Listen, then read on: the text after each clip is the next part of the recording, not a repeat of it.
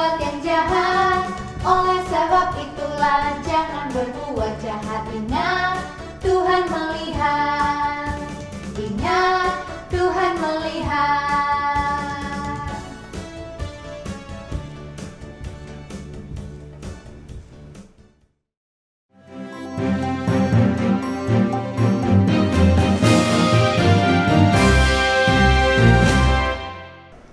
Selamat datang di LECC Good News. Karena apa yang baik dan sedap didengar, pikirkanlah semuanya itu. Masih bersama dengan saya, Mary. Saya sangat bersyukur karena hari ini saya masih mendengar dan melihat masih banyak orang-orang di dunia ini yang melakukan perbuatan baik. Seperti video berikut ini.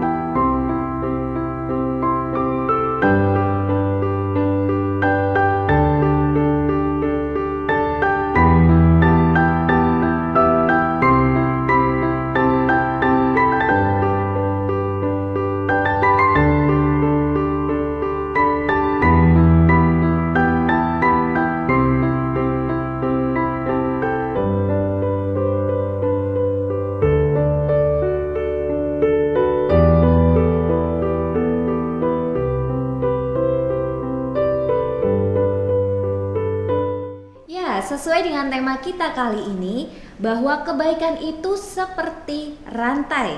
Satu kebaikan bisa menularkan kebaikan lain kepada orang lain. Tapi bagaimana jika kita berhadapan dengan orang-orang yang menjahati kita? Apakah kita masih bisa berbuat baik kepada mereka? Kami sudah bertanya kepada beberapa kru LECC.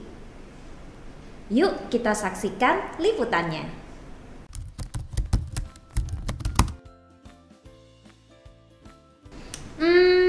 Pernah sih, pernah, pasti pernah lah. Pernah.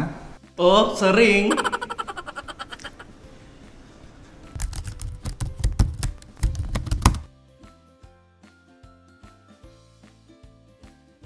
Ya bisa, karena ya kita belajar untuk mengasihi juga sih. Jadi meskipun dijahatin ya tetap harus belajar berbuat baik. Ya awalnya sih susah, tapi lama-lama ya dibiasakan aja. Bisa dong, karena kan Tuhan ngajarin kalau kita balas kejahatan harus dengan kebaikan. Kalau aku sih biasanya kalau dijahatin orang yang aku ingat itu ayat di Alkitab. Ada di Roma pasal yang ke-12 ayat 21. Sebentar ya. Oh ini, janganlah kamu kalah terhadap kejahatan, tetapi kalahkanlah kejahatan dengan kebaikan. Nah, dari ayat itu aku belajar sih untuk membalas kejahatan dengan kebaikan. Jadi kayak kita menunjukkan kebaikan kepada orang lain, gitu. Wah, benar sekali respons dari kru Nia. Berarti kalau kita dijahatin sama orang, kita harus ingat satu ayat di dalam Roma pasal 12 ayat yang ke-21. Roma 12 ayat yang ke-21. Janganlah dikalahkan oleh yang jahat, tetapi kalahkanlah yang jahat dengan yang baik. Saya jadi ingat cerita tentang Daud dan Saul. Kita tahu bahwa Daud menggantikan Saul menjadi raja. Saul sejak saat itu sangat membenci Daud. Dia terus berusaha untuk membunuh Daud. Masih ingat nggak tentang ketika Daud itu hampir dilempar tombak ya sama Saul? Tidak hanya sampai di situ, bahkan di padang gurun En-Gedi, tepatnya di 1 Samuel pasal 24, Saul juga membawa pasukan-pasukannya untuk menyerang Daud. Juga di Gibea, Saul ini terus berusaha untuk membunuh Daud. Padahal kita tahu ya, Daud itu tidak pernah berbuat jahat kepada Saul. Daud juga tidak mengangkat-angkat dirinya sendiri.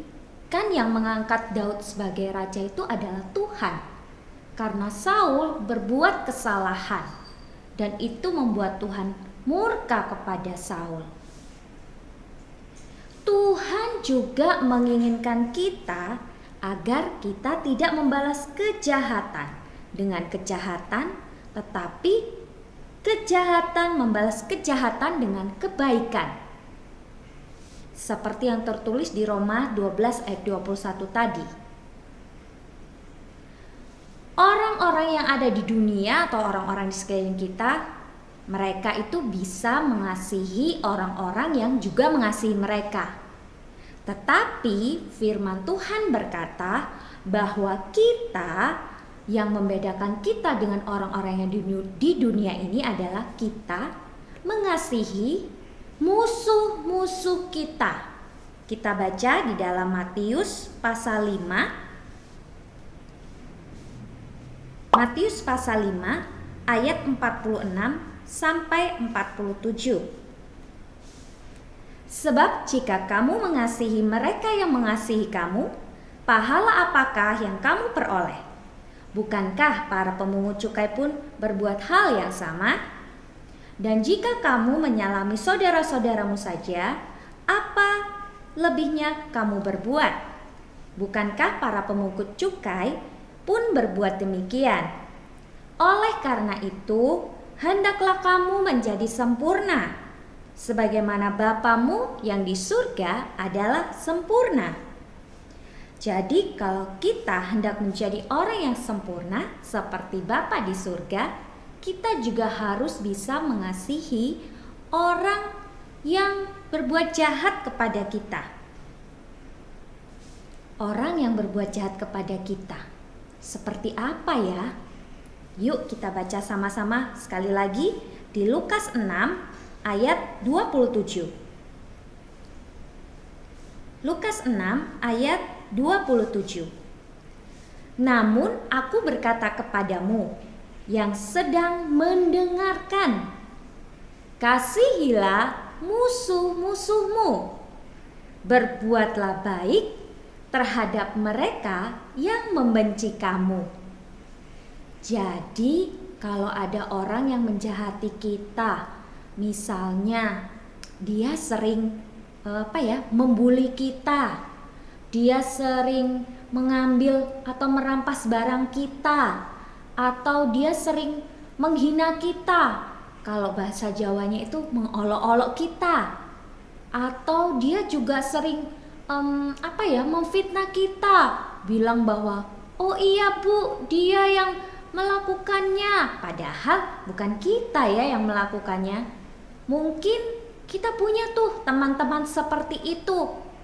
Nah, kira-kira apa kalian masih bisa berbuat baik? Kalau kata firman Tuhan, berbuat baiklah terhadap mereka yang membenci kamu.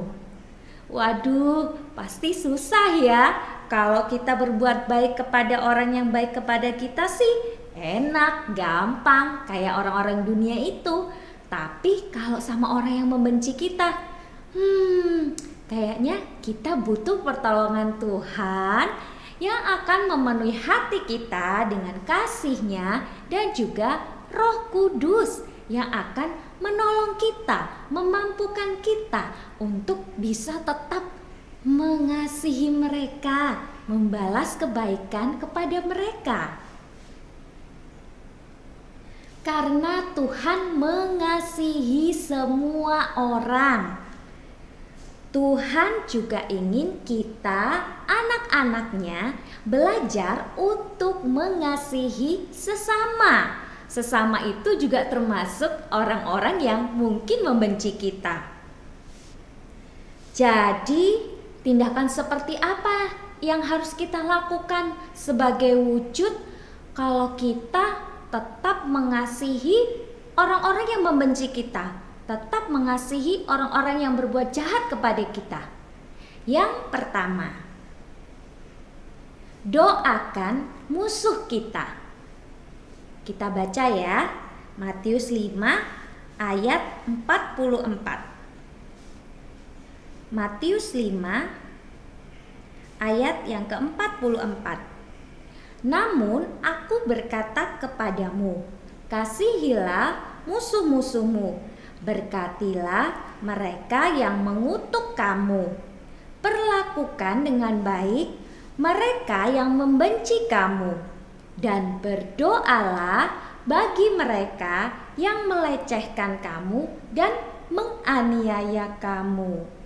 Kita disuruh oleh Tuhan untuk mendoakan mereka, memberkati mereka. Ya, memang sih itu tidak mudah, tapi percayalah kalau kita mau melakukannya, kita mau mendoakan mereka, kita mau memberkati mereka, pasti Tuhan akan memberikan kita kemampuan, kasih yang akan melegakan dan juga damai sejahtera. Yang kedua, tetaplah untuk berbuat baik.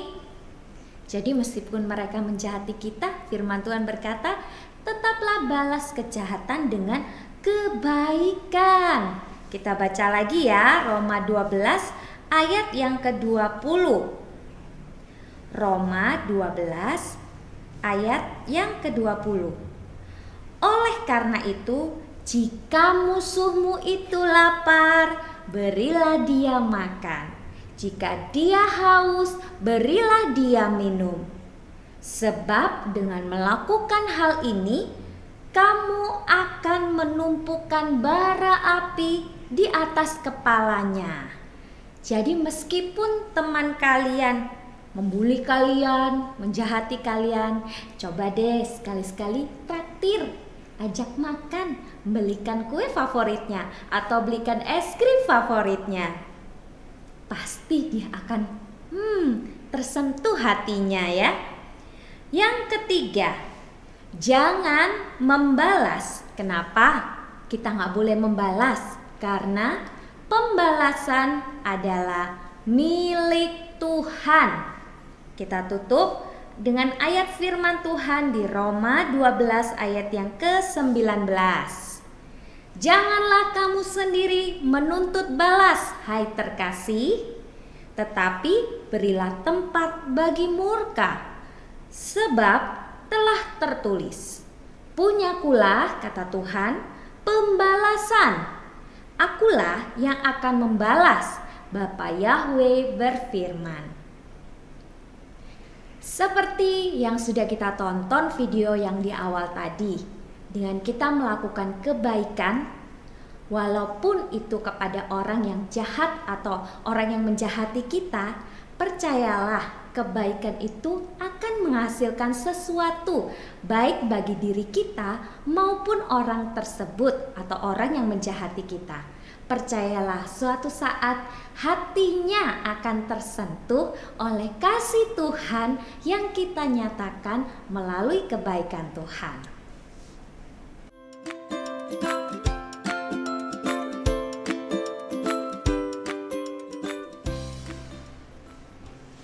Oh, terima kasih rekan Mary. Ya, seperti tadi yang disampaikan oleh rekan Mary, hari ini saya akan menceritakan tips bagaimana sih caranya kita tetap bisa berbuat baik sama orang-orang yang berbuat jahat kepada kita. Gampang kok. Tipsnya adalah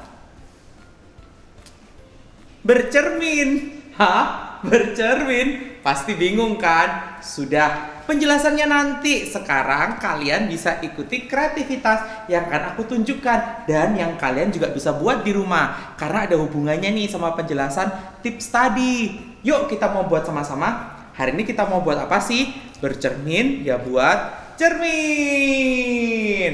Kita mau buat cermin sama-sama ya. Yuk kita akan buat cermin ini dengan bahan-bahan seperti berikut. Pertama, siapkan gambar cermin. Kalian bisa memilih gambar cermin apapun, tapi jangan cermin dinding ya, terlalu besar.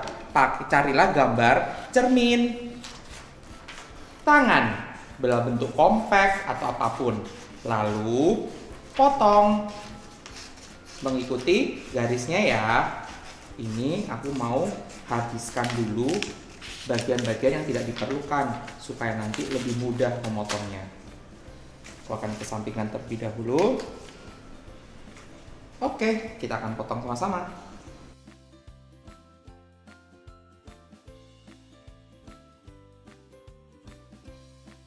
Pastikan potongan rapi ya. Jangan sampai ada bagian dari gambar cermin yang ikut tergunting, kan sayang sekali. Nah, berikutnya apa yang harus kita lakukan? Kita akan lubangi bagian tengah cerminnya. Kita akan lubangi. Caranya gimana? Aku akan sedikit lipat seperti ini. Lalu akan gunting bagian tengahnya. Dan dengan menggunakan gunting mengikuti pola garis yang ada di dalam sisi dalam cerminnya. Kita gunting. Setelah kita selesai menggunting bagian dalamnya, kita akan sama-sama melihat bahan berikutnya. Apa sih yang kita bisa siapkan?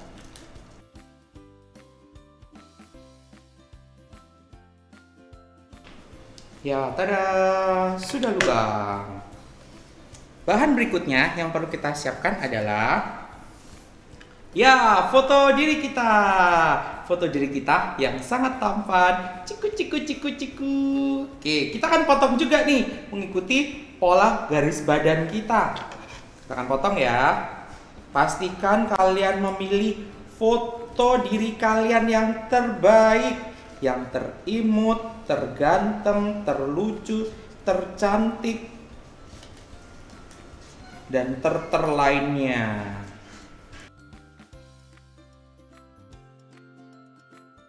Lalu di sini masih ada sedikit bagian hijau. Aku mau potong.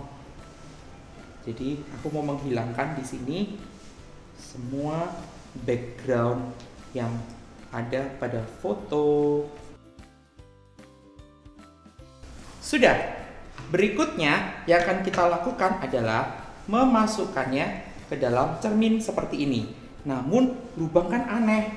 Karena itu kita akan memerlukan bahan berikutnya. Apa saja sih bahan berikutnya? Ya, bahan berikutnya adalah 1 lembar kertas HVS. Kita akan tempelkan. Pertama sebelum tempel kita tepatkan posisinya dulu ya, supaya kita bisa perkirakan. Kita akan tempelkan setiap bagian foto kertas, foto dan juga bentuk dari frame cerminnya, supaya kita bisa kira-kira di mana ya yang bagus. Aha, aku sudah tahu harus bagaimana.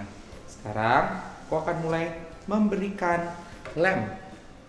Di sini aku pakai lem cair. Tapi jika kalian di rumah hanya punya lem stick, boleh menggunakannya juga. Dan menurutku lem stick akan jauh lebih mudah dipakai karena lebih cepat kering. Lem di bagian tepinya saja. Kita tidak perlu memberikan lem pada bagian tengah, karena nanti akan membuatnya sangat kotor dan tidak rapi. Tempelkan mengikuti luas dari kertas HVS putih kita. Berikutnya akan kira-kira lagi. Oke, begini. Oke, akan mulai beri lem lagi pada bingkai cermin. Sama ya, hanya perlu lem di sisi tepi luarnya, dan tepi dalam bagian tengah tidak perlu.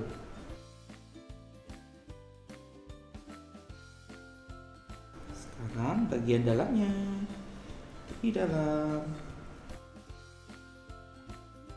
Oke, dan kita akan tempelkan. Bisa lihat ya, pelan-pelan. Kita harus sesuaikan dengan posisi yang kita rencanakan tadi.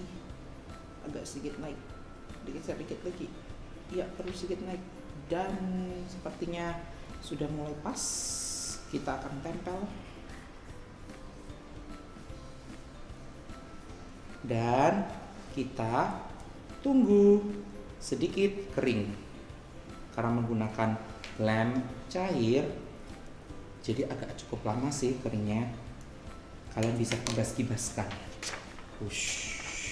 Kalian bisa kibas-kibaskan seperti ini untuk memberikan efek angin, atau kalian bisa tiup-tiup.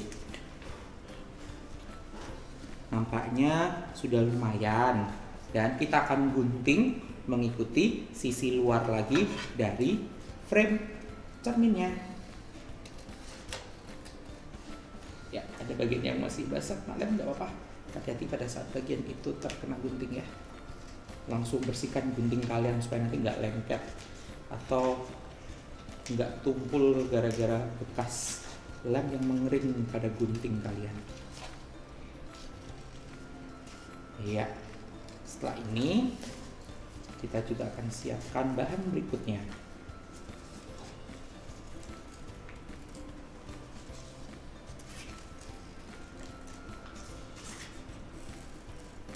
Nah, seperti kalian lihat di sini ada bagian foto yang melebihi frame. Kita juga potong juga bagian itu, tidak perlu takut.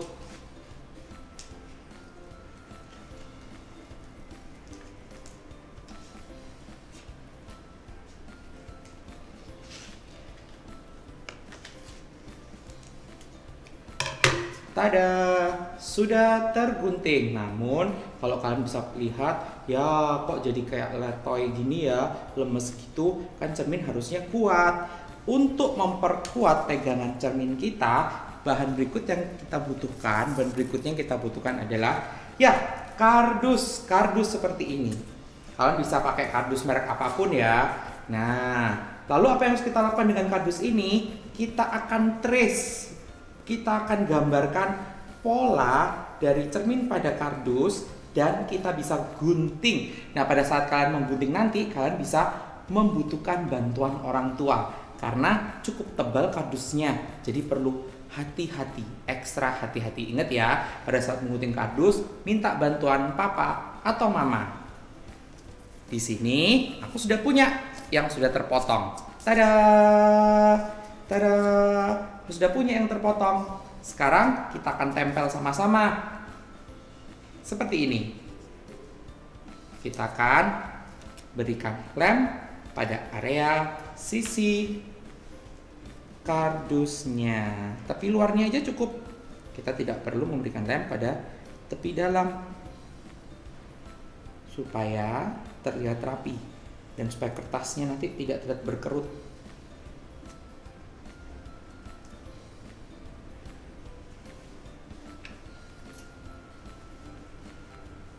Kita tempelkan, kita paskan posisinya. Wah. Namun, apakah sudah selesai? Belum dong, kita akan bisa lanjutkan lagi. Mengapa? Karena bagian luarnya, bagian baliknya, lihat masih seperti kardus. Kita mau tutup juga dengan lapisan kertas lainnya. Kita ambil satu lembar kertas lagi. Dan kita akan tempelkan, lalu gunting. Kita akan beri lem di sisi balik dari cermin kita tadi. Beri lem, beri lem.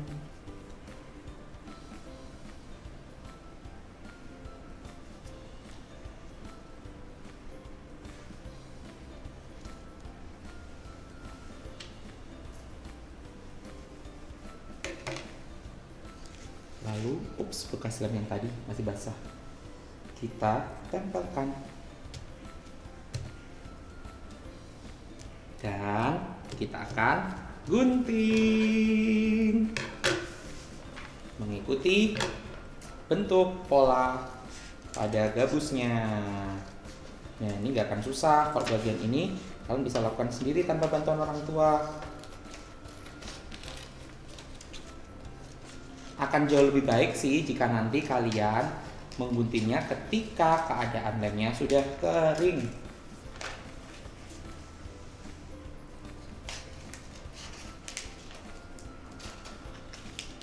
Kita gunting-gunting.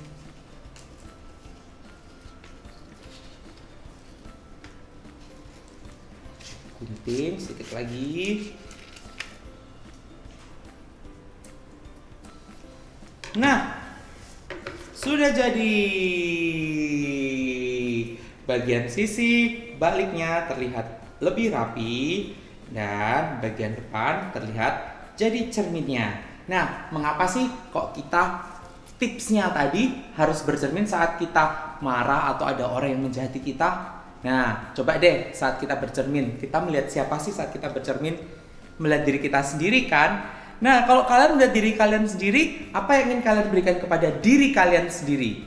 Apakah hal yang baik atau hal yang jahat? Pasti hal yang baik kan? Demikian juga saat ada orang datang menjahati kita, lihatlah diri kita padanya dan perlakukan dia sebaik seperti kita ingin perlakukan itu untuk diri kita sendiri. Jadi, itulah mengapa bercermin bisa menjadi salah satu tips untuk tetap bisa berbuat baik kepada mereka yang jahat. Nah, sampai di sini dulu ya. Kalian juga bisa buat cermin-cermin ini.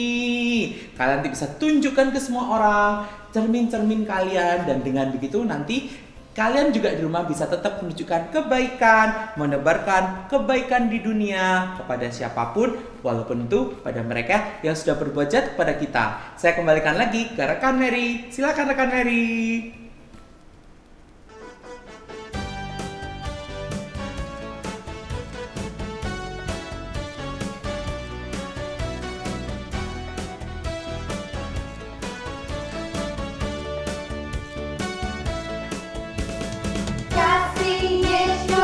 Indah, indah, oh indah, kasih Yeshua, indah, indah, oh indah.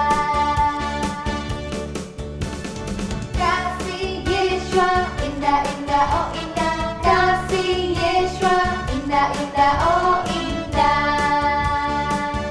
Lebih indah dari pelangi, lebih indah dari bintang di langit, lebih indah dari bunga di padang. Oh Yeshua, lebih indah dari pelangi, lebih indah dari bintang di langit, lebih indah dari bunga di padang. Oh Yeshua.